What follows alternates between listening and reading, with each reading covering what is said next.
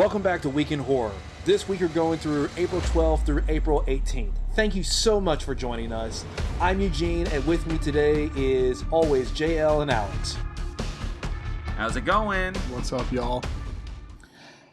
So I know with, the whole virus and everything that's been, it's been going on, and, we're urging people to stay inside and please, helping people not get sick and all this other kind of stuff. I actually came across a little short film that was actually pretty interesting. It's nice to see that you have filmmakers out there that are using this kind of quarantine time to actually make some good stuff. I got a couple friends that are posting, they're doing photo shoots in their house and stuff like that with their family and everything like that. But the director of Shazam, David Sandberg. Yeah, I remember that. Yeah, David Sandberg. So him and his wife actually released a horror film that they've done while they've been sitting in quarantine called Shadowed. Is that just about his wife following him around the house, bugging the shit out of him? Nagging him about all the shit he needs to do. It's a horror film. Me and my wife play a game called Why Do You Do It That Way? And there are no winners. It's full of Dutch angles and crash zooms. And then me just looking sad into the camera.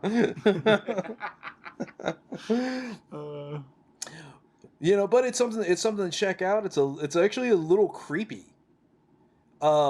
She actually starts interacting with stuff that there are shadows for that there aren't there in the room, kind of thing. Interesting. So she looks and she turns on a lamp on the desk and she sees a shadow of this vase that's sitting on her desk, but there is no vase there. Tripping, bro. Huh. Yeah. This is on YouTube. Yeah, it's just free on YouTube. Check it out. It's called Shadowed. Yeah, it's called Shadow. It's a little thing that's 3 minutes, and so then she starts hearing noises, and the shadows going from vases to more menacing and aggressive things.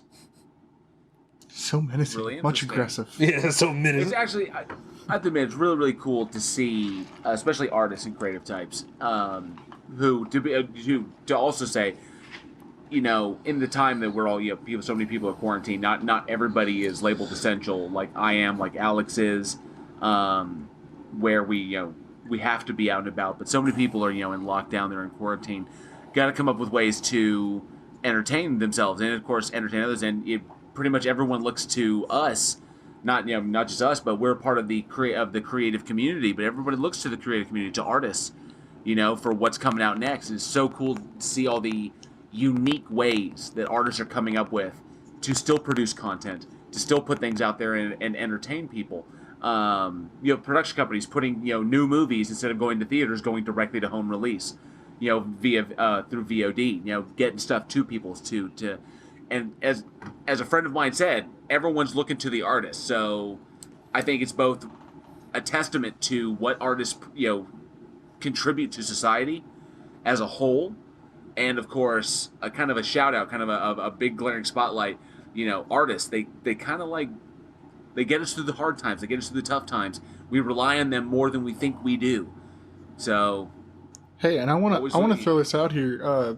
Me and the wife went down to Fort Worth. Georgia, you were looking for a soul to steal? No, I just got back from Georgia, actually. I got a few of those while I was there. But I actually did go to Georgia right before this whole thing happened. It was insane how, whatever. I've been on a few airplanes that were empty in the last few weeks because I've had to travel back and forth. But we went down to Fort Worth, downtown Fort Worth, because I live about 20 minutes from downtown Fort Worth. And we went to go get groceries and stuff. And then my wife's never seen it's called the Water Gardens in Fort Worth. I don't know if you've ever seen or heard of that. Mm-hmm. Oh.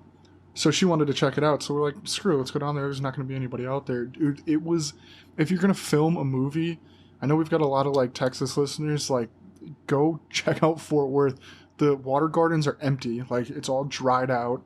There's nobody on the frickin' roads. Everything is completely empty. It's so apocalyptic, it's not even funny. And downtown Fort Worth being historic and old and all this really cool backdrop and scenery and stuff.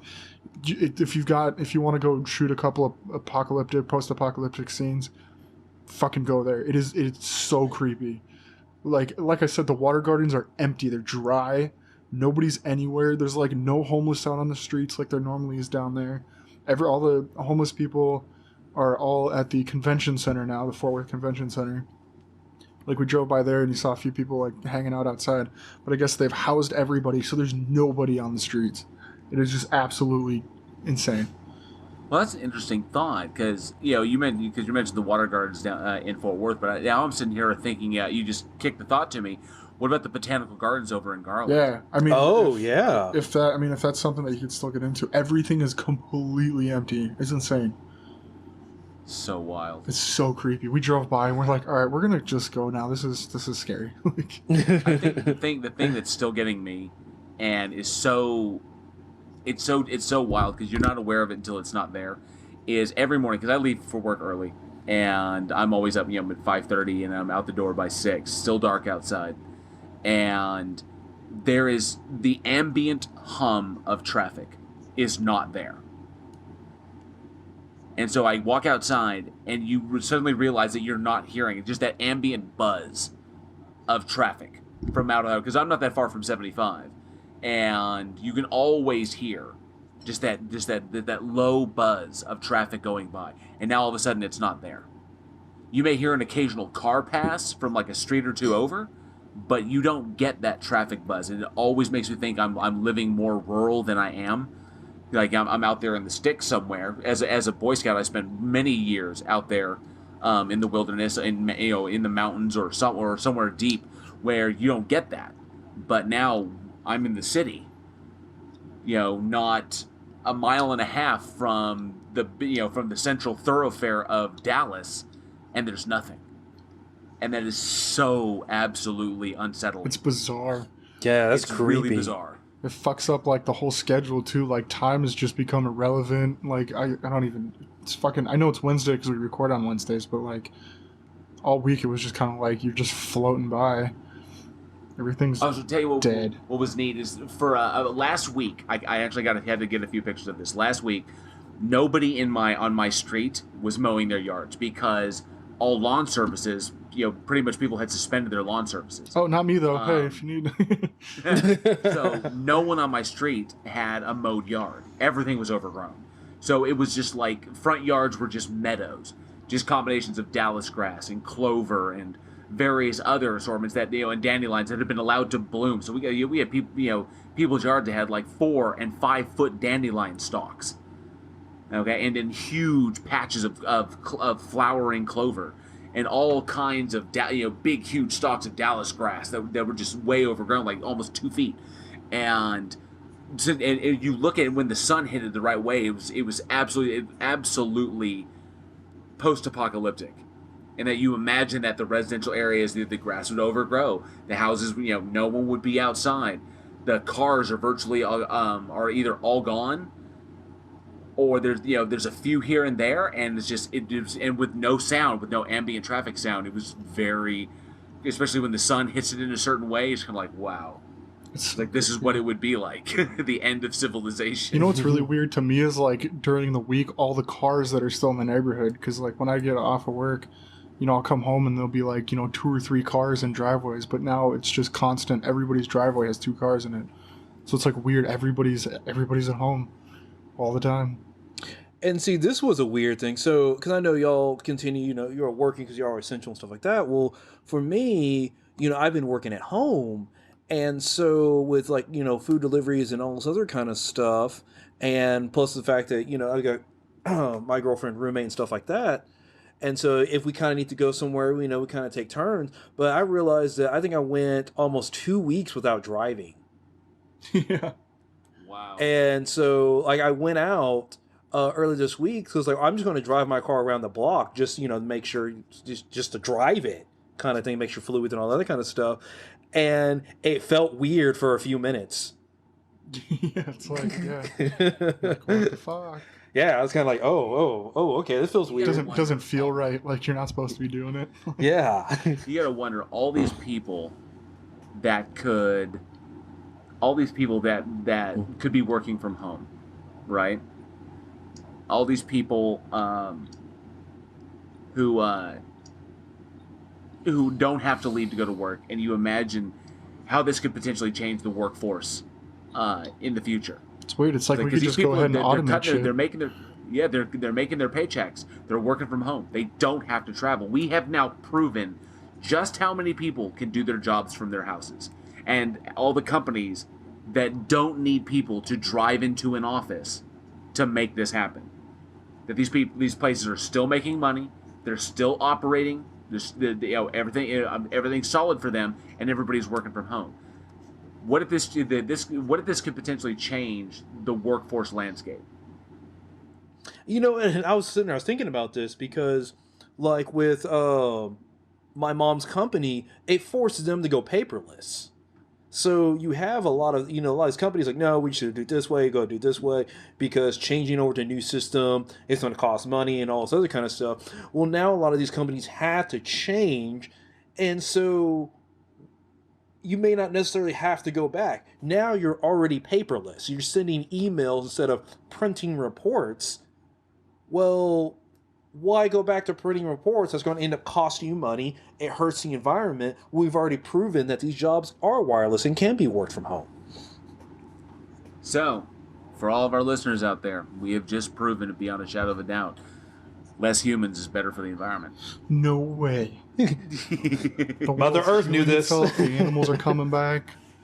I love all these photos and these videos I'm seeing of nature pushing back into civilized world. Okay, so get this. I hail from the north. I lived in Minnesota for like 16 years. The Minnesota DNR came out with a report that said, "Do not let wild turkeys get comfortable near your house." because that's like a serious concern of the people of the north, is that these turkeys are going to get comfortable around people, and they're going to come up to people's doors and attack them. Because they will seriously, they will murder like small animals, like small dogs and shit. I love this. So thanks to the coronavirus, now I got this fucking turkey problem. Oh, there's 16 fucking turkeys that won't let me out of my house. What are you doing, Bill? Quarantine was over a week ago. Yeah, but the fucking turkeys. Okay, we gotta go outside. Everybody got their handfuls of corn?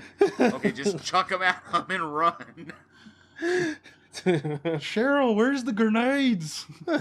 Turkeys are finally, our time has come. Wait at their front door. This is like Thanksgiving. They're on the fucking roof. They're so stupid, but they're so fucking aggressive. Oh, that shit is fucking funny. Now I got this fucking turkey problem. God damn it. I was expecting zombies, but all I got was fucking turkey. All I got was fucking turkeys. Stupid fucking virus. That's my home state for you guys. That's fucking amazing. All right. Okay, all right. So we got some turkeys, we got some updates on stuff like that, what's going on. But you know what? You're not here to hear us talk about, the virus and all this other kind of stuff.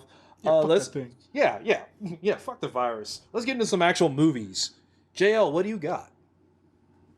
All right. We're going to kick off our look back at the horror genre with this very first film, released April 12th, 1985. A personal favorite of mine, the movie Cat's Eye. Yes. Yes, a great little Stephen King. Leave it up to Stephen King adaptation. Make a cat scary. Stephen King and so Cat's Eye, directed by Louis Teague and written by Stephen King. Actually wrote the screenplay for this film.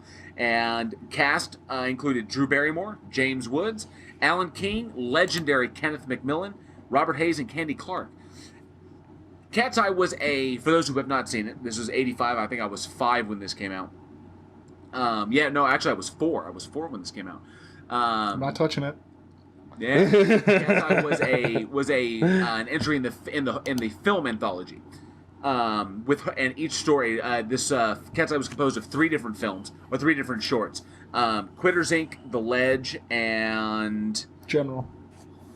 Mm-hmm. And so each story is its own separate story, and the framing narrative was the cat that is running through each story. There's this cat that it gets embroiled in each one of these stories in some minor way, and eventually winds up in the arms as the cat is trying to find this little girl that the cat keeps having visions of asking it to help her. So the cat general is in search of this little girl, and these are his adventures along the way. A really, really, really fun anthology with a lot, and so cool that Stephen King wrote the screenplay on this, because he got to drop in little nods to all of his other work that kind of, because Stephen King has always been a huge fan of linking all of his stories into one cohesive universe, and the little hints to other pieces of his work that came in Cat's Eye, for those with the sharp eyes to pick up on him. A lot of cool stuff. Nods to Christine, nods to Cujo, various other things. It's and not to mention superb acting, excellent framing narrative, and a great third story, a great third act, if you will. So one of the better horror anthologies out there. It's definitely, I love anthology horror. Like, it's something that I really got into young with some books that I actually received from my uncle. They're kind of like anthology novels almost. And I couldn't even tell you the name of the titles, but going from stuff like the ABCs of, what is it, the ABCs of Murder? ABCs of Death. Mm-hmm. That was kind of like the first anthology that I really like sat down and got into, and after that I kind of got more into stuff like, I mean, I guess we can go way back and go to like Creepshow 2. Those are some Tales from the Hood. That was another anthology horror. But a really good one that came out in 2015, Southbound. Okay, yeah. Oh yeah, Southbound was really good. One of my personal favorites, and I know J.O., we've talked about this before, but Trick or Treat. Yeah, exactly. Yes, Trick or Treat was excellent. That absolutely was one of the best ones on there. That's like required horror viewing. You have to watch it every Halloween. Yeah. You know what? It's cool. It's cool watching this one because, like you said, there's a lot of nods to a lot of King's work and a lot of these things. But like just following that one cat throughout like all these crazy stories is just insane. Like in the first one, that Quitters Inc. Dude, James Woods is fucking amazing. He's hilarious. Well, and you've got fucking James Woods, Drew Barrymore, Alan King. Like you got all the big names in these.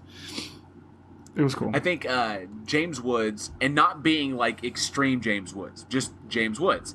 It was one of his most effortless performances, where he's just got to be a guy who's trying to quit cigarettes. Yeah. That's it. He's just trying to quit, and with the threat of electric shock hanging over his head. Yeah. That's it. Just a mild threat. Nah, we'll send a guy over to your house, cut off your wife's little finger. But and then of course of the three, whereas Quitters Inc. is really entertaining. The Ledge is my I'm tied because I really like The Ledge.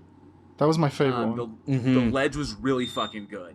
It was it was super gripping. The acting between the two, between between Kenneth McMillan and I think it's Alan King. The acting between the two of them was just absolutely. Oh no! Sorry, no. It was Robert Hayes. Robert Hayes and Kenneth McMillan were fucking amazing. Playing off of each other as the rich guy, torturing the dude who's been fucking his wife. And the way that one wrapped up was just absolutely cool. So that's my favorite. And then of course the third one, General, which is just an awesome, I think, denouement for the trilogy. Yeah, it's so well done, and it's interesting when we think about like the animals that we have in our lives. And it's like, I know we ended up adopting a cat that was older. Most people, have like kittens or something like that, so you can kind of go straight from the source. But we adopted like a 7-year-old cat kind of thing.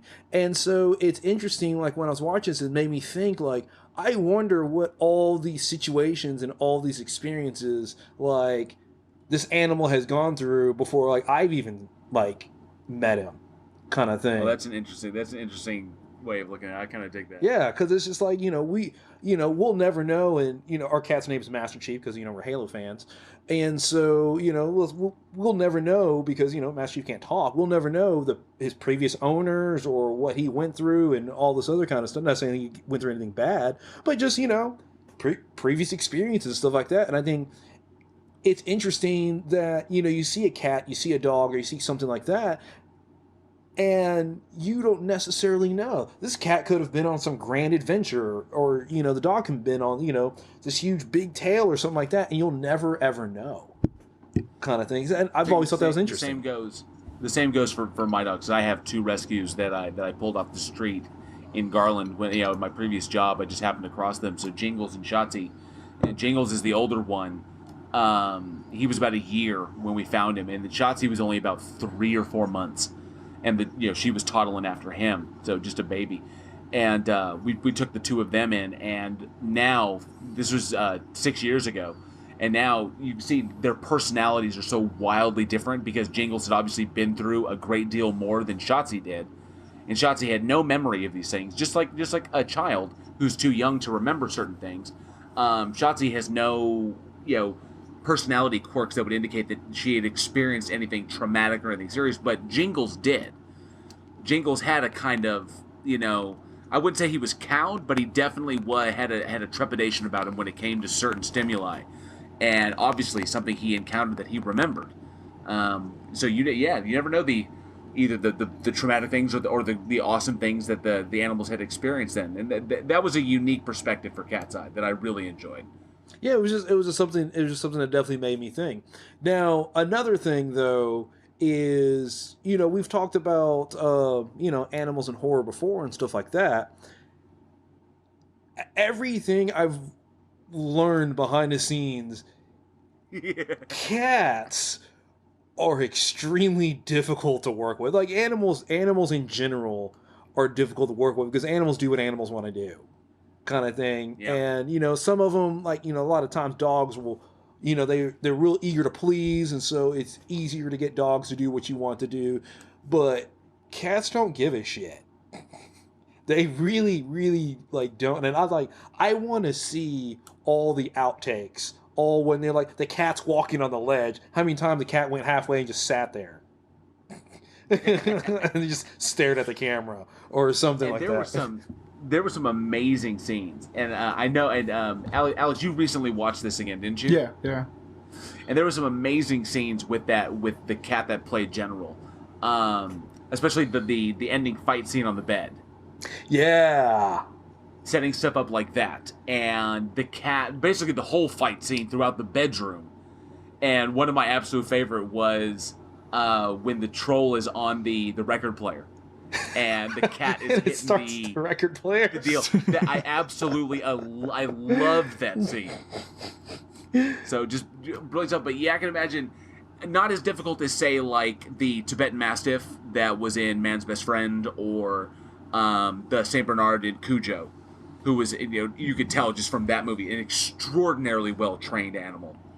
Mm-hmm. And how they handled him. Same with the Tibetan Mastiff that played Max, or, of course, another good one, not a horror film, but there was a recent one that I saw. It was a war drama where, this Navy SEAL who has a dog, I don't know what they're called in the Navy SEALs. I don't know, the individuals who handle dogs, for, bomb-sniffing dogs. And then he dies, and then no one else can handle the dog because the dog is, imprinted on that person. Then he goes home. It's, it was a feel-good drama. Yeah. I remember seeing trailers for that. Yeah, it's Max. Yeah, it was called Max. And, but, obviously dogs, extraordinarily easy to train. But when you have, I would say cats probably difficult. Other animals, birds, insects, I imagine would be pretty difficult as well. Yeah. When you have creep show, and you have, I guess they have insect wranglers, where you have to wrangle the bugs. Because I always imagine that those were all live cockroaches that were utilized in the final sequence of Creep Show. Sorry, I'm just imagining like an intern sitting in a dark room. Somebody flips on the lights, all the cockroaches scatter. He's like, "Fuck, Bill, I was trying to catch those." But always really cool to see animals. Obviously, animals get to be utilized in horror. We talked about it before in the concept that because animals are not humans, because they run predominantly on instinct, that we can train them, especially when you have wild animals like the gray. Mm-hmm. Yes. And you're utilizing wolves. Which I think all the wolves in that were real, except for the alpha wolf. Close-up shots of the alpha wolf were fake. That was a prop wolf, but the distance shots of the big black wolf, that was real. So I know that when you're dealing with animals like that with specialized training, anything that, like the movie The Bear, that movie breaks my heart. But that had Bart the bear in it, that Kodiak bear. Mm-hmm. That was just, I think, a better actor than some humans. Animals are better than humans. I believed it was a bear. Let me tell you that. Oh man, he's hitting every note perfectly. Oh, but it's so fun to watch, and I'm glad that we get. I don't think we get enough animal horror. I think it's because a lot of people don't dig seeing animals die at the end of horror films because they usually do, or if they're in a Halloween film, they get eaten by Michael Myers. Yeah. For some reason, they had to throw that in there. Just Exactly. in case you didn't realize Michael Myers is a bad guy, here's him eating a cat. Now I really fucking hate him. I don't care about fucking teenagers. You kill a cat, man, you're on my bad list. So given this take on... So we know from a filmmaking perspective, very difficult to work with animals. Very difficult to get animals to do what you want them to do. And I have heard on occasion that as far as filmmaking goes, to get a trained animal that knows what they're doing is very... I think one of the best examples of what not ever to do was the movie Cabin Fever. Was because they had two dogs on that one. It was supposed to be the same dog, but there's so much violence in between because the dog shows up and then the dog goes away and then the dog comes back in the third act of the film. And the dog shows up in the first act, and the dog they used, or I think the dog that they got originally was the same dog used in the Patrick Swayze movie Black Dog, about truckers that drive too long and get sleepy. Oh, yeah. And the black dog is a hallucination. Well, you see this black dog. The dog they got to use for that, Eli Roth got that dog for Cabin Fever, but apparently the dog had, was fat now, and it was too friendly, and it was like, bleh, just wanted to be petted and wouldn't do anything, and was poorly trained, or they hadn't kept training it. So they had to get another dog. And the dog they got next was way too aggressive, extreme aggressive. And I think Eli Roth suspected it was a former fighting dog or it was an ex-police dog. But it was an extremely aggressive animal, very difficult to control, and no one on the set felt safe with this thing. When they said action, the dog was off like a shot, snarling, growling, snapping, and it was like, people thought they were going to get hurt. So that's the difficulty in working with animals. And when you have a well-trained animal with solid trainers know what the fuck they're doing, you can get a good movie like Cujo, like Cat's Eye, where you really sell I think it's the emotion of seeing the animals because we connect with them on an emotive level. They don't need their eyes, their physicality is their language, and we connect with that on a really primal level, which I think is what makes them so awesome in horror films. Yeah, and there's kind of this honesty and naivety that comes with animals because you take here's a stranger that's in front of you, you've never met before, and then here's a cat. Which one are you going to trust first or faster, kind of thing? You naturally right off the bat, we just want to bond with them. Cats, dogs, those are animals and stuff like that. We want to, and we're like, oh well, we'll see, this person and they can end up being a serial killer or blah blah blah whatever. But except for just a couple of times, like say the movie Cujo or something like that, usually animals are they're sweet. Right? They're honest. They're sometimes when they're the ones in danger and you root for them because they're in danger, but they don't understand the extent of the danger that they're in. They're like, oh, this guy's kind of creepy. Let me kind of run from him. And you're like, run! He's going to kill you. He's going to kill you. Don't know. You jump in the creek, swim away kind of thing when you see them. Always good to see animals used appropriately and effectively in films. We should happen more often. It should. But that brings up the question for our audience, because we're talking about horror anthologies, and while there are many out there's not a ton. We'd like to know what your favorite anthology is. Like, which one do you dig the most? I know I gotta give some mention to it because people are gonna kill me if I don't. But Trilogy of Terror is another one. that is quite famous. I think that it was starring Deborah Black, and it was the one with the doll. Oh, You know what I'm talking I've about? The never doll seen with that the one. the friggin' headhunting doll or like that. It was possessed by like the god of the hunt or something like that, and it comes to life and ends up terrorizing this woman running around her apartment and shit. And that was in Trilogy of Terror. That was the third act in Trilogy of Terror. But anthology films are usually so good, and I think are one of the favorite forms of horror because you get to tell minor stories that grip you immediately and have a denouement, and you get to do it multiple times. And as long as your framing device is cohesive, then you can really make a really great film like Trick or Treat. Your framing narrative is Halloween, and then Sam is in there, or Cat's Eye was the cat. Trilogy of Terror was oh Lord, it's been forever since I've seen that. But as long as your framing narrative is solid and you can follow along with that, the sky's the limit. And you could link all kinds of things together. So, what is your favorite anthology film? Anthology horror film? We would like to know. Let us know. So, Alex, you have a fun one next. And I'm so glad I gave this one to you. I was like, because you started talking about this and the way that you were playing it off, I was like, what? So then I got to experience it, and I am talking about a movie called The Blood on Satan's Claw. It came out April 14th, 1971. All right, first of all, Piers Haggard was the director on this, written by Robert Wynne Simmons, who did the original screenplay, and Piers Haggard actually did some of the writing as well. This stars Patrick Wyman, Linda Hayden, Barry Andrews, Michelle Dotrice, Wendy Padbury, and so I guess on a simple level, a farmer qualify this shit. Farmer dude finds some human remains, the face with like an eye in it with fur all over it, and goes to the judge to come take a look at it, and it's gone. And then, cut to, there's a man and a woman. I know her name was Rosalind. I forgot his name. Was it Peter? Was that the husband?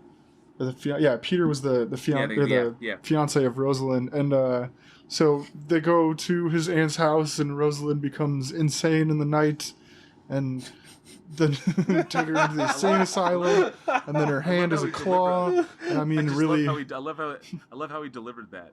She became insane in the night. She became insane overnight. And then, so she had like a claw for her hand, and then Peter wakes up in the middle of the night and he gets choked by a claw hand, and he cuts it off, but it's his head. And then all the kids start going evil because they're following Angel Blake into this mysterious satanic witch cult, and they start killing and raping people. And it's so insane because it takes place in like the 17th century. I think it's like 1650 or something. It's like the year. And it's just, you're taking these people in the 70s and making them talk in this old English style. It's, I can't remember what she said. It was something about like, thy skin you will pay with yours, or thous. I did not know what to expect going into this, and Jerry, thank you for giving me this one, making me watch this, because this was fun. You're very welcome. It was so much fun. Just cracking up the whole freaking time, because the kids, man, and there was just some terrible acting in this, I'll be honest. Dude, that monster is amazing. But the monster is great. Oh my god. And then I was like, before I watched the trailer, and it was like Patrick Wymark is the judge that puts Satan on trial. Oh god. Yeah, and then Linda Hayden was fantastic. But this was a hell of a ride. It was definitely something. It was definitely something. It's just one of those. I think that's the beauty of folk horror, because you can take it in so many different directions. It's wildly interpretive, as this movie definitely was. Different. You can take away a lot of different shit from this particular one. At times I think they lost their direction and they didn't know where they were going. So they came up with shit that was kind of appealed to that area that they were kind of shooting, especially in that time period that they were shooting in. I know that originally they were going to go Victorian, but they decided to bring it up a little bit, or to take it back a little bit in order to, because Victorian London had been done too much. Yeah, that folk horror makes for some interesting shit. Yeah, it really does, and it's something that's always been throughout horror. You'll kind of get a resurgence of folk horror for a little bit, and then it kind of dies back down. But so for those of you who don't know, folk horror is usually based on some kind of folklore behind it, and it's usually has something to do, maybe it's like witches, occult. It could have not necessarily like religion, but it could be like a cult and what they believe in and what they're following. And you'll have some older ones like the original Wicker Man. We'll stay away from the Nicolas Cage one. Just We don't want to talk about that one. Yeah, that one. But you'll have some others like the Blair Witch Project. Most recently, you had like the Midsummer and the Witch. Yep. That kind of Like I think an American Haunting was about the Tennessee Bell Witch. I think that was in the 1800s. Yeah, so yeah, the American Haunting kind of thing, and depending on the thing is, you can take it from several different angles, because you can take it as sometimes there's an actual creature there and their folklore is like real. Like say you have the Blair Witch Project, maybe like the Ritual. It was on Netflix. Yeah, like the Ritual. Yes. Yeah, very similar. Yeah, something like that. So it can be something that is this real supernatural element. Sometimes it could be maybe it's just the people themselves. They believe in something, and we never really know if their beliefs are real or not. But it's like they'll kill for these beliefs. They'll make a sacrifice or something like that. You never know if it's true or not. And then sometimes it can be kind of ambiguous. Like maybe there's some real elements, kind of like the witch. Is this all in their head and just the way they believed, or is this something that's really going on? And some of those films play off that. There was another one that with the whole cult idea that was on Netflix. I watched. I think it was last year. I think it was about the guy who goes to the cult to save his sister, and it's on an island, and so he sneaks onto the island in order to extract his brother from this cult he's joined, and the father, sends him there to go get him, and it turns out, there is a weird. It was like the cultists had captured a dryad, and were basically using her abilities to. They had captured and they'd hemmed her up, and they were using her for the benefit of their harvest and everything like that. But it was this whole cultish thing around it. And then once the dryad gets freed, or you could kind of think of it as like a nature spirit. Mm-hmm. God, I can't remember the name of it. It was so good. Had this epic execution scene where they strap a kid down and they put this big ass carpentry drill through his skull. Hate it when that happens. Yeah, always makes for a bad evening. But Lord, I can't remember the name. That name is going to come to me. They usually come to me later if I don't get them off the top of my head. But definitely a cult film, not a cult, but cult films like that. I think I've always taken them, especially anything folk horror, because folk horror usually centers around cults. It usually centers around pagan beliefs, or the religious indictment of pagan beliefs, where these folk stories come from. So if you take a movie like The Brothers Grimm, and the stories that the actual Grimm brothers, the stories that they wrote, were typically based off of Old English or Germanic folk stories that were typically like Aesop's fables. They were cautionary tales, things that had been passed along oral tradition, and eventually they wrote these down, and then they got commercialized. Now they are Red Riding Hood and stuff like that we have today.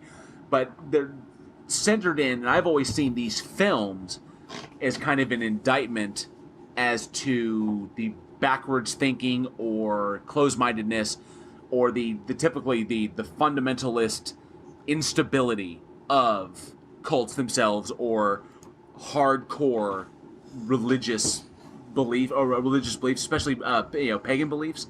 it's hard to tell because they're it's attacked from both angles, from both the religious side, standpoint, and from the pagan standpoint, where we're either indicting religion for its fundamentalist craziness, or it's religion indicting paganism for its craziness. So either way, and there doesn't have to be a supernatural appeal, like in Children of the Corn, there was a demonic god out in the cornfield, he who walks behind the rose. But in Midsummer, there's no god. It's just a ritual sacrifice that they go through, just like in The Wicker Man. The Wicker Man, there's no supernatural presence. It's just the cult enacting their festival, which includes human sacrifice and shit like that. Yeah, it just ends up being just the people themselves in it, and that's oh yeah, go ahead. And that's why you can kind of go into a couple of different angles with that kind of thing, because sometimes people can be as scary as the being they're talking about. Oh yeah, definitely. And I think that's what was going on collectively in kind of the United States at the time is it peaked in the 80s, but the lead up was through the 70s. And it started, I believe it pretty much started on the heels of Anton LaVey and the rise of the Satanic Temple. And so religious pundits would attack that and bring it, and basically would make it mainstream. Whereas most likely the Satanic Temple would rather they stayed, stayed kind of off the radar. But obviously, the religious groups that are antagonistic to them would bring them up, make everybody aware of them. Then you have the rise of the Satanic Temple, you have the rise of those kinds of beliefs, the awareness of those beliefs, and that awareness, that public awareness, will begin to influence art. Okay? And as that influences art, because people know, it's wow, this is a sensationalist belief. The media is talking about this. Let's make a movie about it, because people are going to want to go see it. We see it all the time. It's the way the commercial, movie industry works. Something gets interesting. Something is a public trend. We make movies about it because that movie is almost guaranteed to make money. Even if it is a shit film, it will most likely make money because it's popular at that time. And I think there was a pate of cultish movies that focus on supernatural cults and of the like through the 70s and through the 80s, and that led, and basically it kind of peaked in the 80s with the Satanic Panic. And there was this strong appeal, which was we saw so many of these cultish or satanic cult fueled films coming out in the 70s and 80s, Blood on Satan's Claw being one of them, that were caught up in that need to kind of sate the public's need to be aware of this stuff. Everybody was talking about it. It was on everybody's lips. It was being whispered. There are satanic cults that are breeding or stealing children for human sacrifices and stuff. This is the rumor that's sweeping the United States. The FBI gets involved and finds no evidence of any of this. It's all bullshit. But we got the movies because of the influence of that. So we see art imitating life in that respect. Yeah, because basically you're talking about what's trending. If you want to use today's vernacular, back then, what was on the news? What was a scare? What were people afraid of at that time? And if you get a mass group of people, we're afraid of this. Well, what are horror filmmakers going to do? Well, let's put that on the screen. And then you get the people who love horror goes, well, you have this idea that's kind of frightening people. And then you have this movie that comes out. I'm going to go see the movie. I mean, it's a slam dunk. Yes, because the idea is frightening to people. Because even today, even in the year 2020, paganistic beliefs or paganistic rituals, pagan rituals are still, people are so indoctrinated today by the puritanical. By our puritanical forefathers, the people that settled this country, not the ones that that founded the United States of America, but the people that came here first were Puritans, and that puritanical belief, that view of the world is still prevalent in the United States today. So movies like Midsummer still freak people out here in America more than they do anywhere else, because the country they went to in in Midsummer, they went to Denmark. Where did they go? They went to Sweden. Yeah, Sweden. Sweden? Yeah. Okay, so they went to Sweden. And I was reading that in Europe, that movie wasn't really scary to people. Because it's a normal Wednesday? because those belief structures are not alien to them. because that's their history. What they are seeing is people kind of wrapped up in the history of their country. That's where their country came from. It's like, oh, these people are just practicing the old ways that we have since left behind. And, they're doing it because, it involves human sacrifice. 400 years ago, it involved human sacrifice, but obviously no one was around to say that was bad. But nowadays, to them, they're just watching the past. Whereas us, we're watching something that is anthema to our very existence. And I think why movies like this do so well in America and tend to not do quite as well overseas. Makes sense. The rest of the world is very scary to Americans. And America is very scary to the rest of the world. Truth.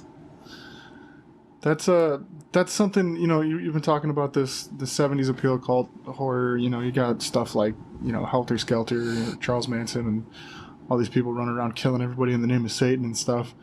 It's kind of died down a lot over the last, decade at least with technology. And, our generation isn't so scared of Satan. We've gone through so much, bad shit that it's like, really, if you're going to scare me, you're going to have to do it with something else. But that's like an audience question. That's what I want to know from the audience. Is satanic horror still relevant in today's day and age? Could we come up with, a scary devil? We've seen everything from stuff like stuff like the Blood on Satan's Claw to some scary cult movies to, like even Lucifer, the TV show, it glamorizes the devil. Like, I don't think we could bring back even, I guess, religious horror, but even satanic horror. It's just not even really that scary anymore. I don't think so. I want to know if the audience, like, is there a way we could revive that 70s cult scare time period in movies today? Interesting. Yeah, very interesting. Speaking of murder, Eugene, why don't you take us to the next one? Oh, this is one of my personal favorite movies. Came out April 14th, 2000, right? So about 20 years ago. The movie, yeah. And the movie is American Psycho, directed by Mary Harron, right? And starring Christian Bale, William Dafoe, Jared Leto, right? Chloe Sevigny, and Reese Witherspoon. And and basically Christian Bale plays an upscale business yuppie kind of feel with it, where he's straight-laced, sharp haircut, sharp suit, his crisp business card, which has a whole scene in and of itself. But got the raised font with the gloss kind of thing. And then is that a watermark? It's like, ooh, look at that. The crisp eggshell white on it. The subtle off-white coloring. It even has a watermark. Patrick, what's wrong? You're sweating. And then he goes and starts killing people in various different ways. Kind of things, with things like an axe and a nail gun and a chainsaw. The huge. Yeah, the standard stuff. It's so wild. Because not only is it's a horror film, it's also a black comedy, and very much I would say a black satire. For those who don't know, for those in the audience that don't know, American Psycho was based off of the Bret Easton Ellis novel that came out in 1991, which was Bret Easton Ellis did a satirical write-up of yuppie corporate America, and how that kind of, I would say, that niche of Americana was so self-absorbed and so self-involved that they wouldn't recognize a homicidal maniac standing amongst them, because they're literally so turned inward. They're so and far looking up at each other's themselves. ass. Exactly. That they wouldn't recognize a psycho standing right in front of them. And for those who don't know, and a little bit of trivia on the book, it was written autobiographically. And Bret Easton Ellis actually got himself investigated briefly because there were people who read the book and were convinced it was a confession from Bret Easton Ellis, that he was actually confessing crimes that he had committed. He, of course, did not. I think it was concluded that he did not do these things, but because there's a lot of horrible shit in the book that did not make it in the movie. The scene with the cat is one example, but this whole production to get this movie made was, for lack of a better term, was psychotic.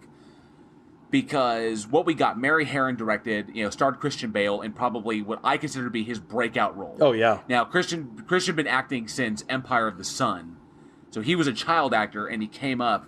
But this was the one that put him on the map as a serious, to be taken seriously actor. Because this black comedy where there's funny moments like that, and he is playing it with this absolute detachment. Just goes to show his dedication to his craft. But originally, this film was not going to be directed by Mary Herron or star Christian Bale. Originally, it was going to be directed by David Cronenberg. And Cronenberg, you're trying to wrap around that one. And Cronenberg, that could have been weird. Well, you imagine that. Originally, in the third act, there was a musical sequence on top of a skyscraper. Nice. In the end of that script, yes. So obviously that did not get made, and then after that, it was before Mary Herron. It was Oscar. Holy shit! It was Oliver Stone, and directing with Leonardo DiCaprio starring.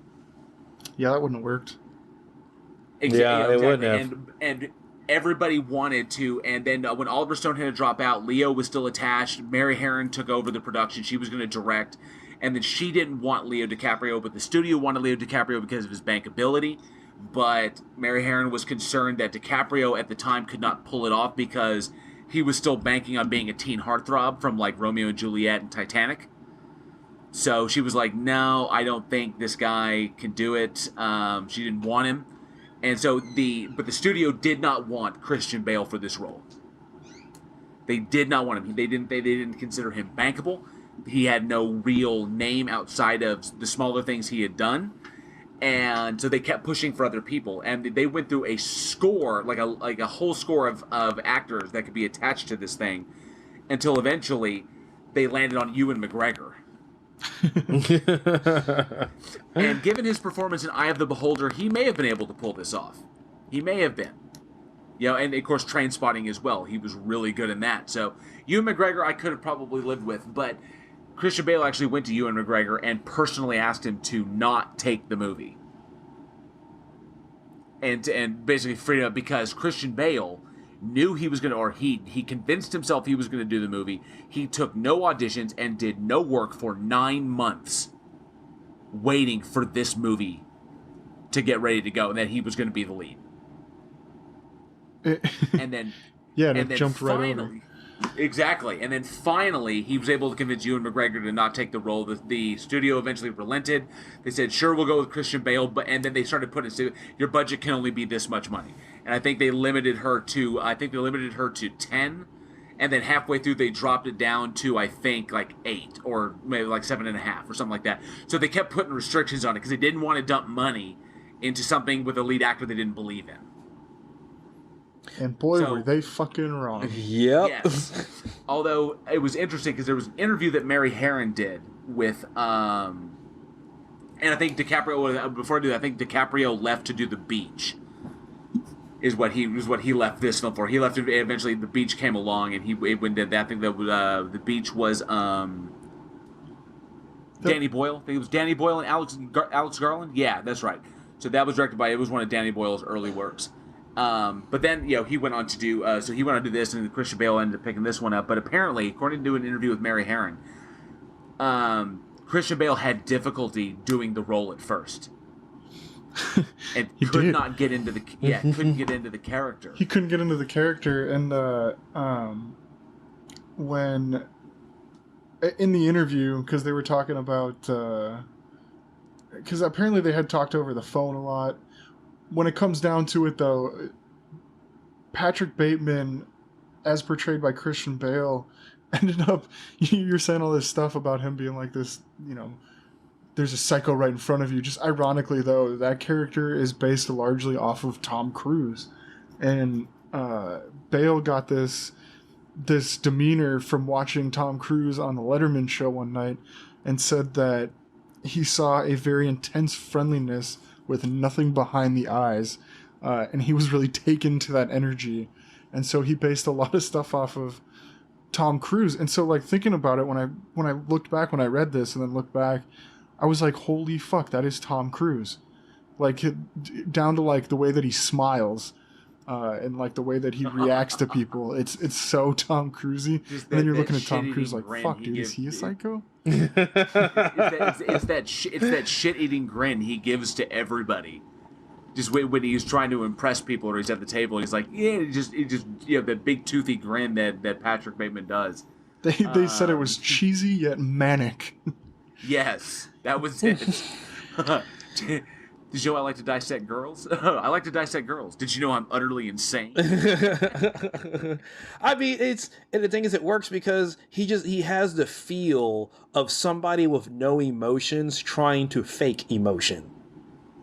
Yes, absolutely. Doing his best to mimic other people. Yeah, exactly. So that's why there's nothing behind it, because first of all, there's no genuine emotion there, and it's like he doesn't quite know what to do. He doesn't get the natural nuances that average socially adjusted people do today. So it comes across as this creepiness to it. But with him and his coworkers, they're like basically so far up their own asses that they don't even notice. They're all that way. That's really what the story's about too. It's not necessarily about, and it wasn't gonna be like about murdering either. It was gonna be a look at, like, corporate businesses and corporate yuppies, and how these people are just drones and nobody would know if something was amiss. It's wild, the journey that Christian Bale took to get into this role, both the physicality and the mentality of it, because I think he did like 3 hours a day for a few months, for like 3 months, like 3 hours a day for 3 months to get into the physical shape of the narcissistic Patrick Bateman. He is so dedicated to his fucking roles, and he went so hard transitioning from Bateman from, holy shit, I just fucking blanked his name. Wow.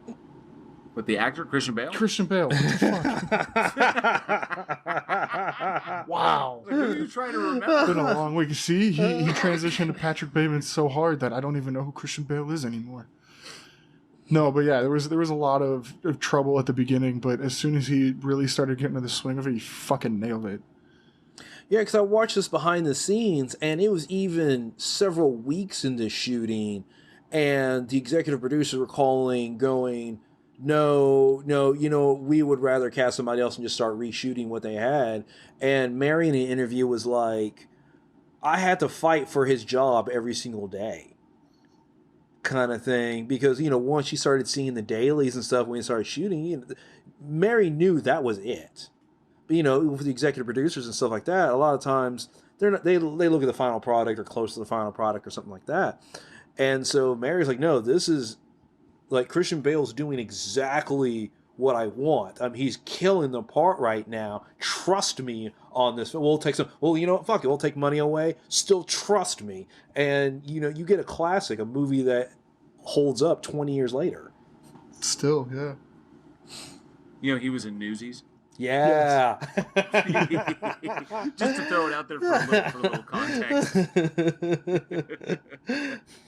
But you're right. Good movie, though. I didn't, because he's been around for a long time, but this was his breakout, and then he went going on to like The Machinist, and then because I think he eventually won an Academy Award, like The Fighter, I think.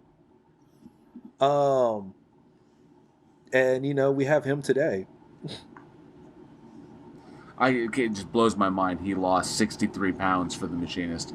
He's to the point. There's a point where you think the method. This is why I myself, as an actor, I don't really like the method performance doing it. It definitely works for some people to draw out those aspects of the character. Al Pacino's a notorious method actor. Christian Bale obviously is a method actor. Individuals who do that, and then I'm not, because a lot of that baggage stays with you, and you never really can shed it. And I've seen the detrimental effects it can have. Because if you notice, he did The Machinist, and he was so amazing in The Machinist. But that mentality, obviously, number one, other than when he put the weight on for Batman, when he gained 100 pounds to play Batman, because I think he went from like 123 pounds to 215 to play Batman and Batman Begins.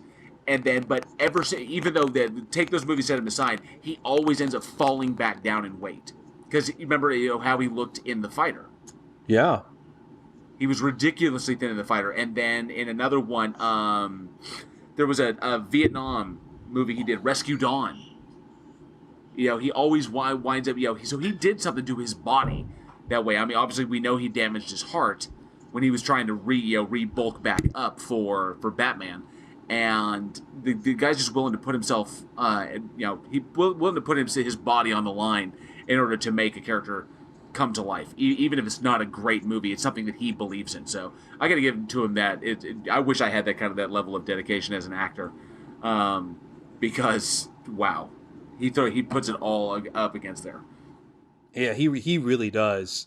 I mean, his level of commitment is just insane, and that's why he's one of the best actors working today.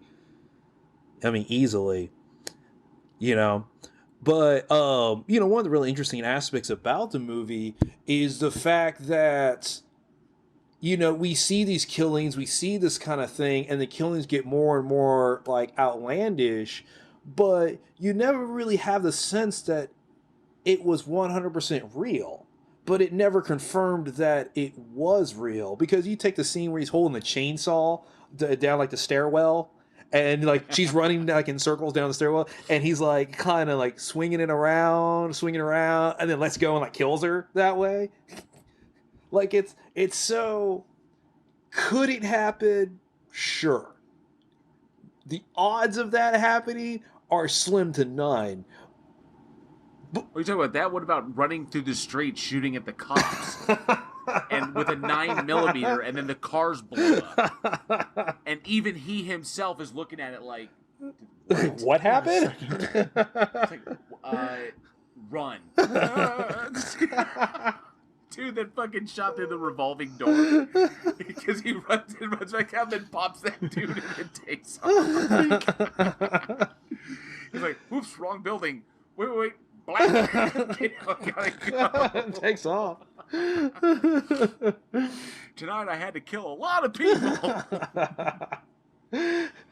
And so this is actually something that I like to ask the audience. Do you believe that everything was real, or maybe was it some hallucination that he had in his head? Kind of thing. So droned out by the day-to-day business, he's made up this serial killer alternate ego that he's living in fantasy. Then his fantasy, because where she finds like the notebook and stuff like that, and she's flipping through it and stuff like that, and it has the images and stuff that he drew of all his kills. So it can go either way. Was it real? Was it not? Well, that whole scene when he goes to Jared Leto's apartment, to Paul Allen's apartment, to clean it up. Mm-hmm. And it's already clean. It's clean when he gets there. Yeah. And the creepy realtor lady, I think you should leave. I think you should leave now. And he was like, okay. Yep. All right. I'm done here. I'm gonna do that. So weird shit. But given the autobiographical nature, I mean, obviously, we know there, but it is ambiguous.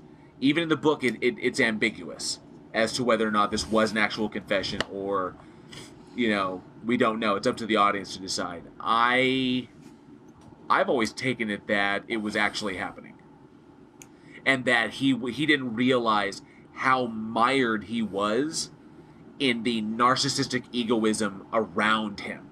That he was feeling that I'm the narcissist. I am the one who is caught up in myself. I'm the serial killer. I'm the bloodthirsty psychopath. and he recognizes his own narcissism. He knows what he is, which is one thing you can say about Patrick Bateman. He's self-aware. Yes. But he didn't. But his narcissism blinded him to how narcissistic everyone else was. When he's sitting there talking to his own lawyer, and his own lawyer doesn't recognize him. Right. Mm-hmm. Very, very good. It's a very good movie. Love it. Check it out. Now, actual JL, what do we got next? Yes, we're gonna go to a fun one. This was one of many in this franchise. Over 20 films in this franchise, to be precise. And this one, kind of brought it back in 2005, April 15th, 2005. This was the remake of the Amityville Horror. Oh, nice. Van Wilder himself. Yes, an interesting turn for him. But, yes, the Amityville. Ooh, I always fuck up that name. The fucking scary house. The scary house, 112 Ocean Avenue, is where that house is actually There's located. a place on Ocean Avenue where I used to stop and kill you. Oh, there you go. Well, yes, the Amityville Horror 2005. This one directed by Andrew Douglas, written by Scott Kozar. Based, of course, on the book The Amityville Horror by Jay Anson, and this starred Ryan Reynolds, Melissa George, and Philip Baker Hall. For anybody not familiar with the story, I won't go. We will go into the details behind the actual legend later on as we're talking about this. But the story itself is about a family, the Lutzes, who buy 112 Ocean Avenue, which is this 17th century colonial home. Waterfront home in Long Island for pennies on the dollar, for an absolutely stupidly cheap price. And $80,000 to be exact. Yeah, $80,000 to be precise. And they move in, and from day one began to suffer through the effects of a supernatural possession within the house that drives them to the near brink of madness. That after only 28 days. They wind up fleeing the house in absolute terror. And this film is a remake of the original film that told this based on the book that tells what happened, was their story about what happened in the house while they were there for those 28 days. And there is still debate as to whether or not, because the events of the Amityville Horror are actually based on a real account. It was the George Lutz and his family moved into the house after the DeFeos lived there. And Yes. the story behind the story about what happened there is really disconcerting. Don't say. I don't want to say it's like scary like this, but it's fucking sad. It is what sad. happened there. So what happened was the night was November 13th, 1974. And you were right. It's a colonial house. It was a Dutch colonial house at 112 Ocean Avenue in Long Island, New York. Ronald DeFeo Jr. shot and killed 6 of his family members. There's, like you said, there's like a speculation on what actually went down, but the moral of the story is this guy shot and killed 6 people in his house. And then in December of 1975, George and Kathy Lutz and their 3 kids moved into this house. This was a true story. This happened. And after 28 days of being there, they started to have these paranormal experiences. And I think this movie did a great job. Reading through all the stories, did a great job at really kind of playing it out. I like the way that it had, you were thinking the whole time, is it ghosts or is this dude just fucking crazy? And I enjoyed it, how it played that, how it played to both sides of it. That there is a supernatural force within the house, the scene with the priest and the flies and everything, and the get out, that whole kind of thing. But also played into the driving force, the violence was the effect of it on the father, on Ryan Reynolds' character. Whereas, kind of repeating the events that, it was the effect on George Lutz, previously it was the effect on Butch Jr., on Butch DeFeo Jr. And it's never been determined. You know, anybody who's looked into it, and the people that live there now. I think 112 Ocean Avenue is a bed and breakfast now. Yeah, I think it's a B&B now. Yeah, I think it's a B&B. But anybody who lived there after the Lutzes has claimed that there's been no activity whatsoever. Right. So it was questionable as to whether or not the Lutzes had experienced anything at all. Maybe they just found out about the story and was like, exactly embellished it a little bit. People know that. Oh, go ahead. Go ahead. Yeah. It's people think maybe they could have embellished it some because what happened in the house, that it could have been a moneymaker. I don't know, a couple people have had that theory. Oh, I think people knew that George Lutz was into the occult, and that he liked reading about it, and purposefully he went after the house. There's people who've speculated he bought the house because he knew what had happened there. Right. Mm-hmm. Well, and the whole, I'm sorry, I'm going to go back just a little bit, but the whole murder thing, the thing that always got me about the story was, you had six people killed in this house, and they were all killed in their beds with a rifle. So, it's not like it was quiet. Why were all of these people still in their beds after the first one? There was a 44-year-old, a 42-year-old, all the way 18 down to 12, down to 9 years old, I think was the youngest victim. But they had all been shot with a 35 caliber lever action rifle, which is loud as fuck. So why did the first, second, third, fourth person, why did nobody get up out of bed? And there were other things. There was George Lutz said that there was specifically, and you'll see that if you watch the movie, the time of 3:15 in the morning keeps coming up because that's the time that Ronald DeFeo Jr. Shot and killed his family. I'm sorry, what time? Was 3:15 in the morning. Yeah, 3:15. And George Lutz, from one thing that I had read, that this is one of those creepy things, like you said. Why wasn't the rest of the family woken up when there was only one shooter, and he had to move throughout the entire house to do this? No one got out of their beds. Right. The mom, the dad, nobody did. So, and there was no evidence that they were shot anywhere else. They were shot in their beds. And then there was weird stuff like that. Like George Lutz said that every night at 3:15 in the morning, he would always be woken up by something happening in the house. Yeah. And yet that information was not readily made available to the public.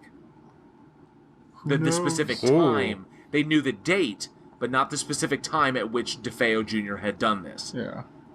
So, because that wasn't reported to the news at the time, that was solely in the police report that DeFeo had said about 3:15 is when this actually went down. So there was a lot of weird stuff. Now, that's not saying that Lutz couldn't have gotten the information. Okay, that's not saying that the family, that something might have been done to the family, or who knows, that they never got out of their beds. There's a lot of speculation. Of course, that speculation has led to belief that there are people who still believe that 112 Ocean Avenue is a terrifying place, is a possessed place. I think the Warrens did a investigation out there, and Lorraine said it was one of the most evil places she's ever stepped into. Yeah. Lorraine and her husband. Yeah. Walter? No. Warren. The Warrens. Ed and Lorraine Warren. Yeah. And so they like Lorraine Warren hated the place, said it was absolutely terrible, and I think Ed also said he felt stuff that was in it as well. So there's no telling. There's a lot of speculation behind it, but obviously makes for fantastic horror telling because 20 plus fucking films in this. But regardless of that, all of these movies, I don't think had anybody as strong as Ryan Reynolds. Oh, agreed. Ryan Reynolds, it's nice to get that departure from his normal films. And I think it's probably the reason why he did it was because, up to this point, he was known for Van Wilder. It was like two guys, a girl, and a pizza place. Like, he was just this fun, charismatic guy. And that's still kind of how he's perceived today, kind of thing. He hangs out, has fun, and all this other kind of stuff. He's super witty. And then seeing him as a villain really shows, like, the range that he had. Like, no, he's a legit good actor, kind of thing. He's fucking amazing. He is really, really, really good, and it would be really interesting to see him in maybe a couple other villain roles, because him going along the lines of some of the others out there, like we take Robin Williams in 1 Hour Photo. Robin Williams was Denzel in Training Day. Denzel in Training Day, and he won an Oscar for that kind of thing. It's just nice to see that kind of flip to it, and I think that can even make somebody more creepy because you don't see him that way. It's unsettling. Like when I was watching, I think it was Chappie. I have my own opinions about Chappie, whatever. But seeing Hugh Jackman as a villain, when you get him playing Wolverine and this good guy that you root for so long, and then him like doing all these things, I'm watching the movie like, no, Hugh Jackman wouldn't do that. He wouldn't do that at all. No, he wouldn't kill somebody. No, I realize a character in a film, but it adds a little bit to it. It kind of makes it a little bit more creepy. It kind of makes it a little bit more intense because you have that emotional connection in a positive way with some of these actors. Seeing them in that negative way can hit harder. I dig it. I love watching major or I say A-list actors going cross or playing cross roles. It's always entertaining to see the choices they make because they're choices we've never seen them make before. Like no one had seen the tactics and choices that Denzel had done in Training Day. Like how could I worked at a movie theater, worked for Cinemark. At the time the movie came out, we actually had people leave the theater, wanting their money back because that wasn't their Denzel. Yeah. That ain't my Denzel. That whole kind of thing. It's impressive, and I love seeing that range. Ryan Reynolds from Van Wilder up had never been intimidating to me, no matter what he was doing.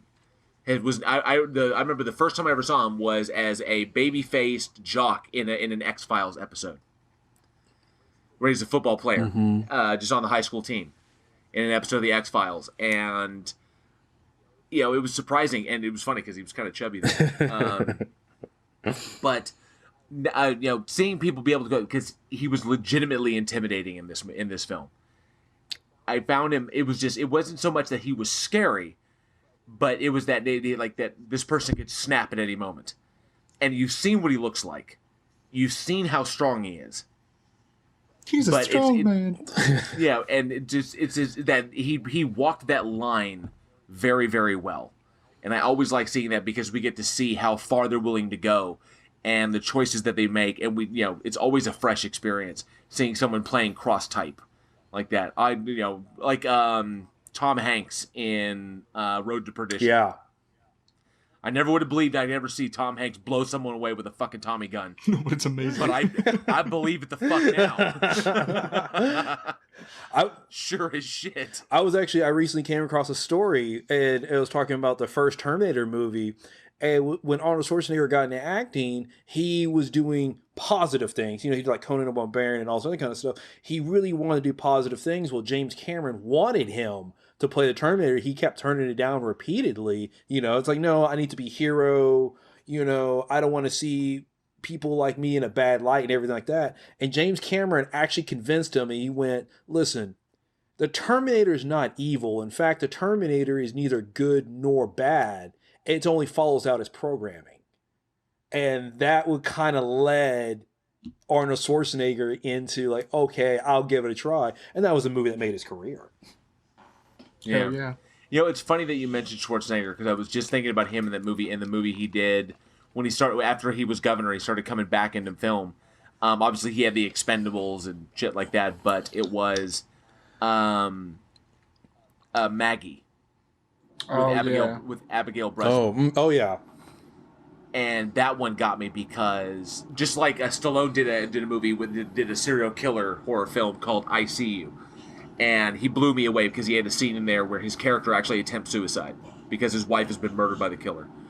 And the way Sly Stallone portrayed that was so absolutely impressive. I've never seen the man cry, like really cry on screen. It was impressive that this dude, this fucking Rocky Balboa, just reduced to nothing. Breaks that down he can completely. Yeah, he can play vulnerable. He could go to that place. And I was like, that was impressive. Then I saw Schwarzenegger and Maggie. And this is the story, if anybody who hasn't seen it, the story is about a father. Basically, the story is about a zombie virus has basically turned the world into a police state. It's under control, and they understand it, but it can't. There's no cure, and it can't go away. And if you get bitten, and if you just get like a bite on the hand, it's going to take you about a week to turn. But you will turn. There is no stopping it. And so people are quarantined. People stay away. There's large areas where the infected are kept at bay. You're hitting kind of close to home right now, man. I know, right? And Abigail Breslin is Schwarzenegger's daughter, and she's a rebellious spirit. She breaks out. She runs out of the house one night. And she runs away because she hates her parents like that, and winds up getting bitten by a roaming zombie. And the cops pick her up. They know what's going to happen. There's no treatment for it, so it's either we can put her down now, or you can do it yourself. And so he wants that extra week that he's going to have with his daughter. And the family's reaction, basically, so there's no action about it. It's just a guy who knows his daughter's going to be dead in a week. And watching him go through that was wildly impressive. Very, very underrated film for an action star, for Arnold fucking Schwarzenegger. Love watching stuff like that, watching him be able to go to plumb those depths, because they don't get so many opportunities to do it. Oh yeah, you're right, and it shows the work that they put into the craft, because we'll talk about like Christian Bale and Daniel Day-Lewis and all these super high these super high intense, and then you think of Sylvester Stallone or Arnold Schwarzenegger, like, oh, they probably just phone it in and they just go and shoot and blow people away and blah blah blah, that's it.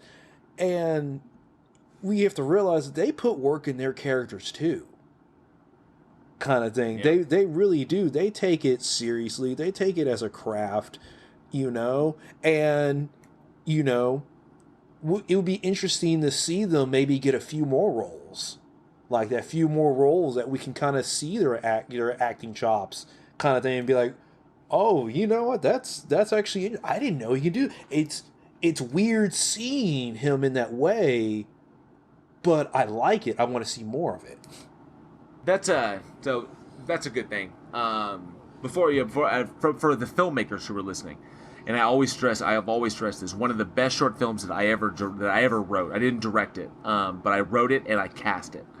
It was a short film I did that stars my now wife and two of her friends that were in her acting class, and I wrote the roles specifically for them, completely cross-type.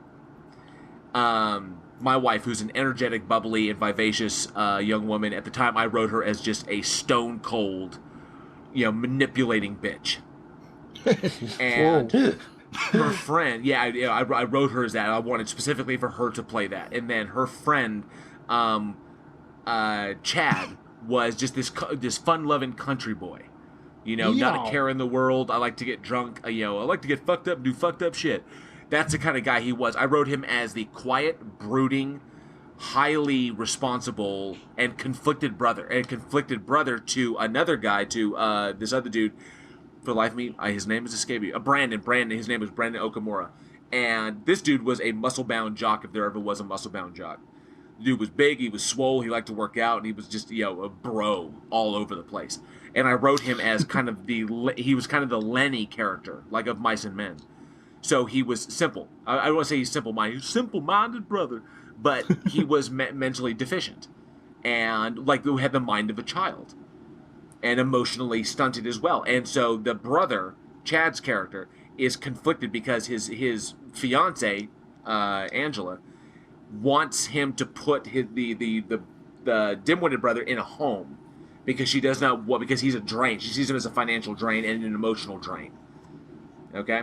So that's the conflict. And it was basically the dynamic, and it ends with Chad killing her because she starts physically attacking him, the slower brother, and he's this big, huge dude who won't defend himself.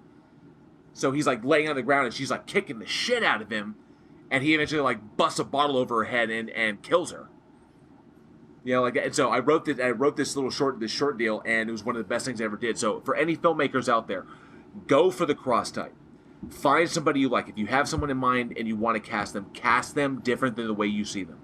Yes, anybody can play who their nature is, but if you want to bring that acting out, cast them as something you never imagined them as. and you will see wonders. I think every time. If anything, you will see people go in weird fucking directions, and they'll make choices that you never expected because they've never been there themselves. And that is the essence of acting, is making choices that take you out of your comfort zone. Always cast cross type. I always believe in that. Yeah, absolutely. Because if you're going to go work on a film, to become a better filmmaker, or the better, better director, cinematographer, actor, anything like that, you have to challenge yourself. So playing the same character that you feel safe is not going to make you a better actor, kind of thing.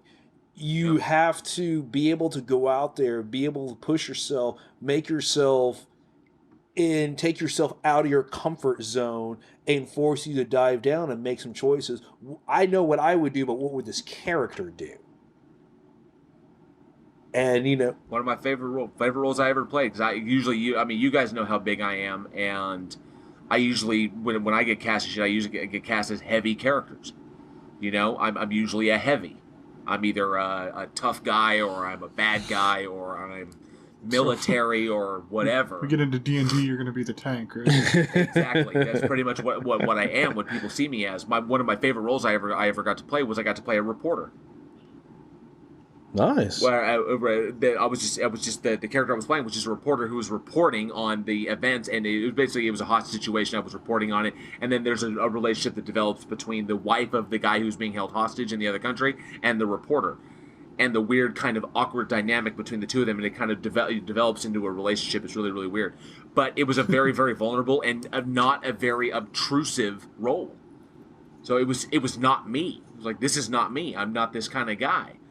I'm normally a big guy. I'm like, I'm a heavy. But no, I got to play the kind of soft-spoken, just kind of antsy little reporter who was, I'm trying to do this big story, but, I've got feelings for the dude's wife. This is really weird and crazy, and, one of my favorite roles. So, yeah, definitely. But, wrapping it up, we'll ask the audience. 20-plus fucking films in this franchise. Some of them really fucking bad. Some of them pretty decent. A couple. 20+ films. You got to at least have a few decent ones in there. Do you have a favorite in the Amityville franchise? Even go all the way back to Brolin and Kidder. I think it was Brolin and Kidder. Okay. Do you have a favorite in the Amityville franchise? First one, second one, Amityville 3D, Amityville 4, so on and so forth, all the way through to Amityville Playhouse, I think, crazy shit like that. There's a bunch of them. I don't really recommend watching them all. I have watched them all. I feel your sympathy. But we want to know if you have a particularly favored one, or maybe even a favorite scene from one. Let us know. We'd love to know. So Alex has got our last one for the week. This is a good one. Yeah. All right, so we're going to go to... This is actually a sequel to a movie. This is Wolf Creek 2. Came out April 17th, 2014, so relatively new still. This movie was directed by Greg McLean. Also written by Greg McLean. Stars Jason Jarrett, who is the absolute most Australian motherfucker you will ever meet in your entire life. Ryan Core, Shannon Ashland, Felipe Klaus, Shane Connor, list of some other people that were just kind of background. But this movie... John Jarrett. What did I say? You said Jason Jarrett. My bad. John Jarrett. I think you're thinking of Cowboys. Yeah, I think so. Jason Jarrett. Isn't that Garrett? I don't fucking care. He's gone now. Anyways, so this movie is, it follows a serial killer named Mick Taylor, who was... Pleased to meet you. Pleased to meet you. I'm Mick Tyler. I'm Mick Tyler. But it follows this serial killer who, I believe they named the murders the backpack killing, or the backpack murders. But it follows... Well, the original ones, yeah. The actual real events, yeah. Yeah, just based off of the murders in Australia, which is just another thing you gotta fucking worry about in that state, country, whatever the fuck it is now. But yeah, so I mean, it just follows this serial killer going around killing these people that have wandered off into the outback. But the guy who plays Mick Taylor, John Jarrett, like I said, the most Australian fucking outback motherfucker. He plays his role so well. It's just amazing. Crazy thing, that he like before he started, he's older. He took the Wolf Creek role. He took Mick Taylor role Mick Jagger. later in his career. He took that role later in his career. But he started out. He was like a heartthrob, like TV actor in Australia. Like it was like yeah, there was a couple of giant series that he was a part of. It was like John Jarrett. Like people really like the women dug him. And then you see him in this shit, and it's like, what the fuck? I love how Eugene's laugh is so much like Mick's. But I cannot. But I will not try an Australian accent. No. Hell no. No, we'll lose so many listeners. People will be like, nope, off at that point. That was bad. God, and you know what? This was the first time that I had seen the second one. I'd seen the first one, and then there's a third one, I think. No. I think they're filming a third one. Oh, they are. Well, I haven't heard about a third film, but I know that there's a TV series. Yeah, there's definitely a TV series. Yeah. I'm looking it up right now. They are filming, expected for 2021, Wolf Creek 3. No shit. With John Jarrett in it. Fuck wow, all right. He loves that role. And it sounds like it's just going to be kind of along the same. It's wild, as wild and violent as Wolf Creek was, as the first one was, and it exceeded that in Wolf Creek 2. It can kind of be lost that these were based on actual events, or very loosely based on the actual backpacker murders that occurred in Australia, I believe in New South Wales. Yeah, that's between 89 and 93. Yeah, it was pretty fucking wild shit. Yeah, it was. It took place between 1989 and 1993, and there's a total of 7 victims that they found. And it was basically the person convicted of it was Ivan Millant, and it was just backpackers who were backpacking through Australia, kind of out in the middle of nowhere. And he just preyed on them. And what made the backpack murders so vicious was because people were stabbed, 15, 16 times, shot multiple times, beaten like bad, a lot of injuries. They're stabbed in the back to paralyze people. Kind of thing. And it wasn't just like, one person happened to get stabbed in the spine and they would be paralyzed and just, happens that was the way that person was stabbed. But it was multiple times. Almost like, he would take them, stab them, paralyze them, and then torture them until they died. If you can find, I'd hate to send you in a direction, but if you can find, there's an episode, I believe it's on the last podcast on the left, that dives into the actual murders, and it goes into great detail about like what happened, and it was fucking brutal. Like the stuff, like you're saying, they would get, they would get stabbed in the spine and drug through the outback to a place where they were tortured and eventually murdered. Kind of all this stuff that Mick did to his victims. Yeah, essentially. Yeah, is pretty much what they took from the story. Is a bushman, someone out there in the bush, kidnapping people, torturing the fuck out of them, and killing them, and they, Mick Taylor being the crazy xenophobic, psychopath who's out there that gets along with native Australians, but pretty much hates and kills everything else. Yeah, going off and killing people that he felt like wouldn't be missed. Yeah, that kind of thing, and and the thing is when it comes to horror movies, putting that based off of true events kind of thing, it heightens a little bit of the horror element to it. I think what else does that is having it, being it based in Australia. Yeah. Because obviously, we've seen the memes all day long. Everything in fucking Australia will kill you. And if it hasn't killed you yet, it will kill you eventually. Doesn't matter where you live. Even if you live in North America, something in Australia wants to kill you and will eventually try to kill you.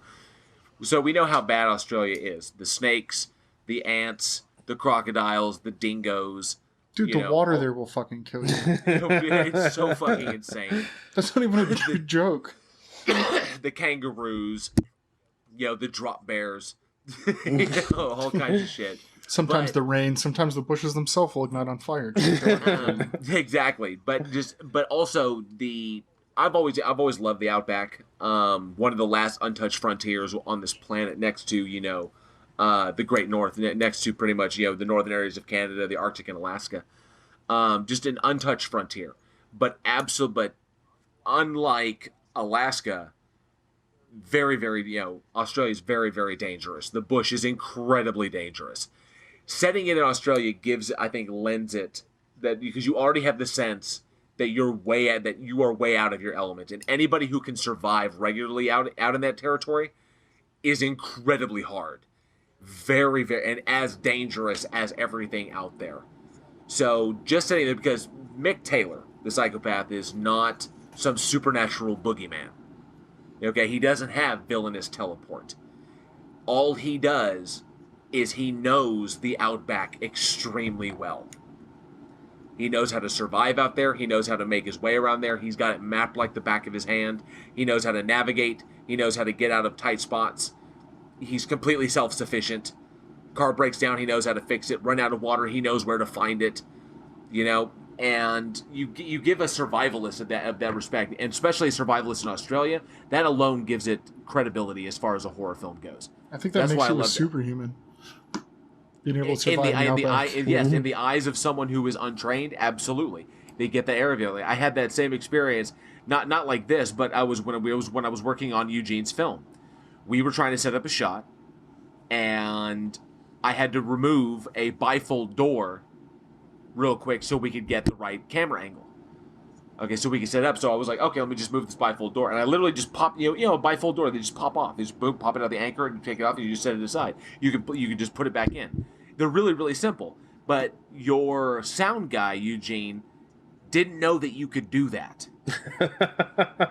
And when I did it, and I did it so swiftly, it blew his mind. He was like, how did you know how to do that? And I'm not throwing the guy under the bus, but he was legitimately shocked. Yeah, he just didn't know. It's like, yeah, it's like if you watch somebody who knows cars, you have no clue. You watch them get up under the hood, boom, boom, boom, and all of a sudden it works. And you're like, holy shit.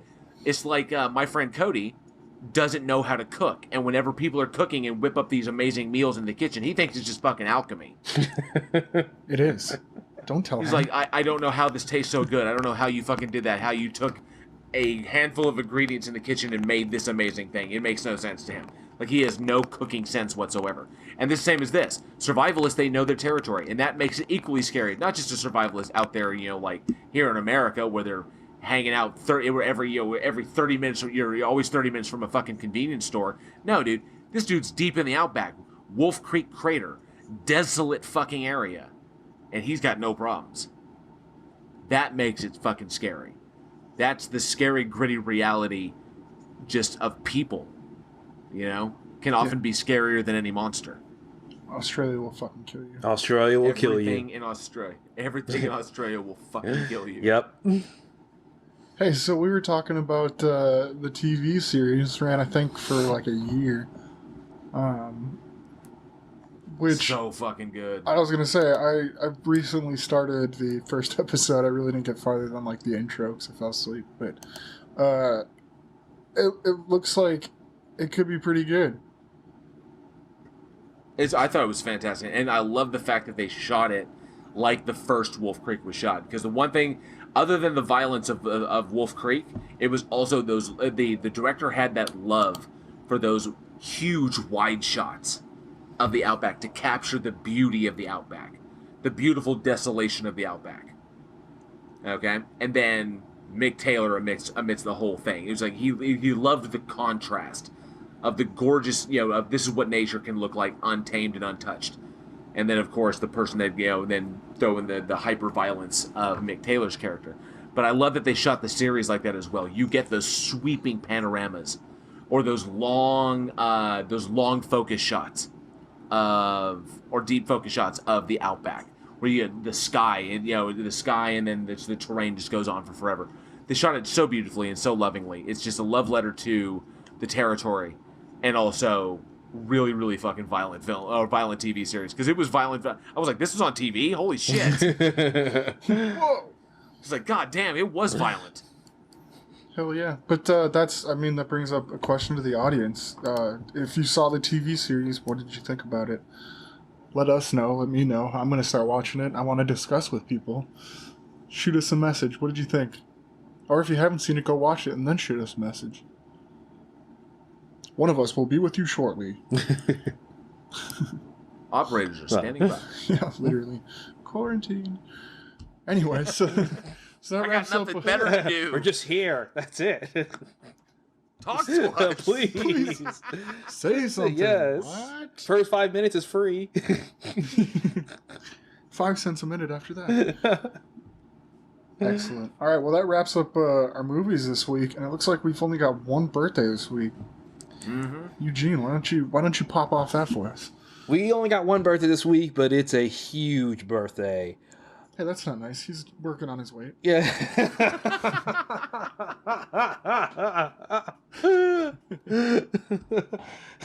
he's gonna be on the show one day. Like, what? You called me fat? Are you the one that called me fat? I'm like, no, sir, no. No, would never. It's not to that dude. He could fucking kill you with his head. Kill you with a look. Yeah. I've seen him do it in movies before. Birthday, April 13th, 1950. The great Ron Perlman. Hellboy himself. Yes, sir.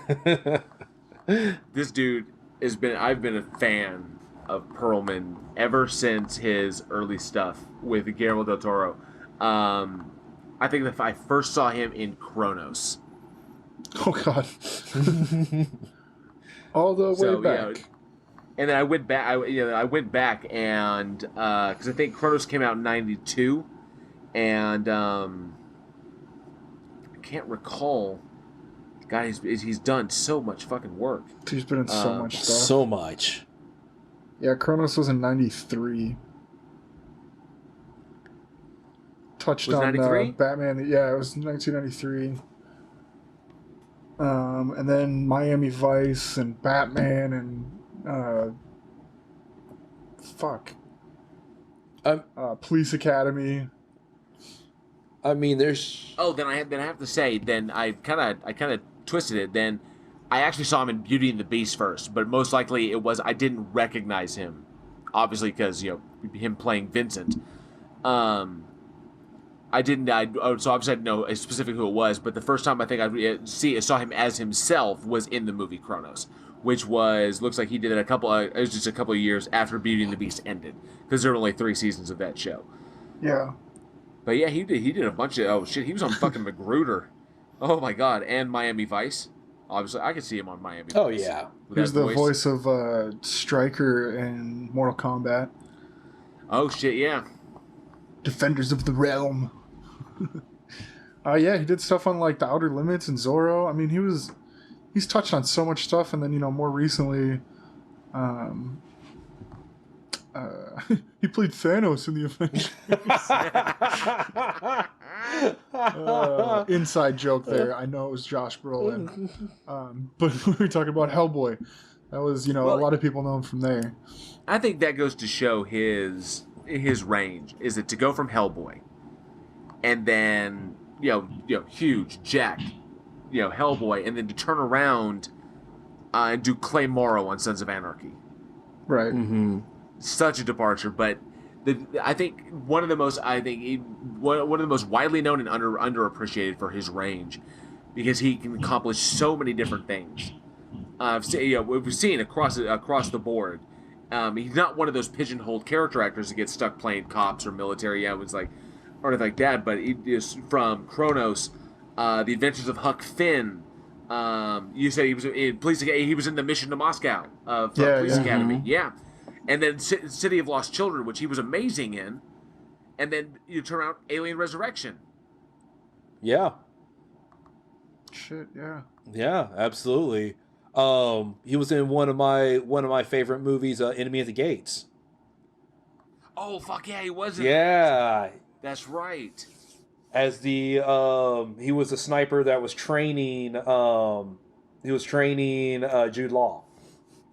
In that one, he was like the older, more experienced sniper kind of thing. And I'm just looking at his voice acting is just insane. We're talking about like Batman the animated series doing like Clayface, and he did like One of his best voice roles. yes, I was so glad that you mentioned that because his just the way he delivered Matt Hagen, I don't think anybody's come close to the way he's done it. no, they haven't. And anybody who hasn't seen it, the Batman the animated series is easily one of the best cartoons ever. Like just period ever. It's a cartoon, but it takes Batman as like an adult themed cartoon. Such good stuff. I mean, fucking Kevin Conroy is Batman, but you had a phenomenal voice. And Mark Hamill is the Joker. Ron Perlman is Clayface. Jeffrey Combs as the Scarecrow.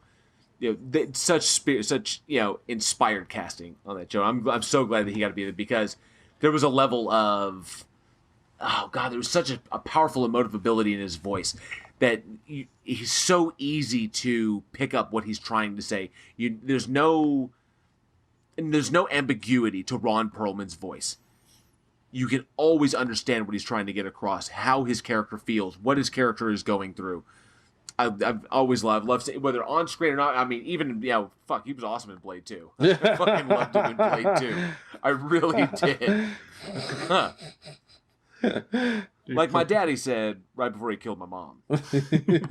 You want something done right, you got to do it yourself.